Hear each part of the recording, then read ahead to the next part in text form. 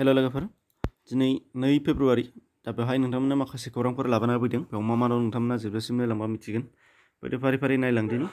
फार्स्टआव दङ भारतारि आर्मियाव गोदान भाइस चिफ थिसनबाय, जायखौ vice chief of army staff होनना बुंदों। बिथाङानो जादों लेफ्टेनेन्ट जेनेरेल CP महान्ति आरो बिथाङा सिगाङाव पुनेयाव थानाय साउथार्न आर्मिनि कामान्डारमोन होननानै फोसावनाय जादों। बे जाहैबाय मिथिनो गोनां मोनसे बाथ्रा।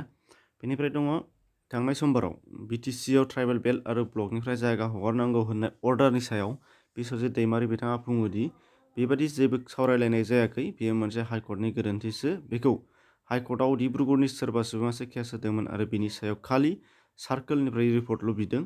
6थि सिडिउलाव माखासे आयेन खान्थि दानानै दोननाय दंखायो, बेजोंसो खारगोन। बेखायनो रावबो गिनांगौ गैया, सरकारानो जा मावनांगौ खालामखागोन। दा बेखौ खौरांगिरिनि सिगाङाव बिथाङा बुंथिनानै होदों।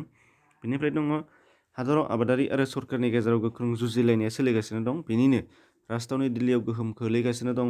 थांनाय सुबुंखान्थि सानाव आबादारिफोरनि गोख्रों हिंसायारि जाथायजों सोमावसारनायनिफ्राय सरकारा गोख्रों राहा लागासिनो दं। बेनिनो दिल्लीयाव हाबनाय माखासे मानि लामाखौ होथेनो थाखाय दिल्ली पुलिसआ लामायावनो धालाय होना सिमेन्टजों धालाय होनानै जानथेनानै दोनबाय, जाय जायगा हादराव जाफेरै आरो सोमोनांथाव थासारि लाबोदों। बेखौ समबारखालि खालामदों होनना खौराङाव फोरमायनाय जादों। दा सोमोनांथाव रादाब, उनावहाय आबादारिफोरनि जेनाखि बिलखौ सिफायनाय आरो सरकारनि जेनाखि गोख्रों होथेनाय, दा बेनि फिनजाथाय जों नुगासिनो दङ। जोबथारनायाव मा महर लायो उनाव समासो मिथिसिगोन।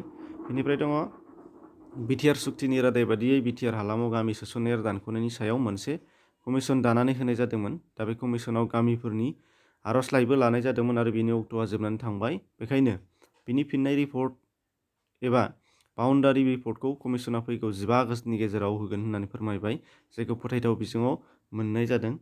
बेनिफ्राय दं समबारखालि रांखान्थि मन्थ्रि निर्मला सीतारमण बिथाङा बे बोसोरनि बाजेट जथुम्माखौ फोसावबाय।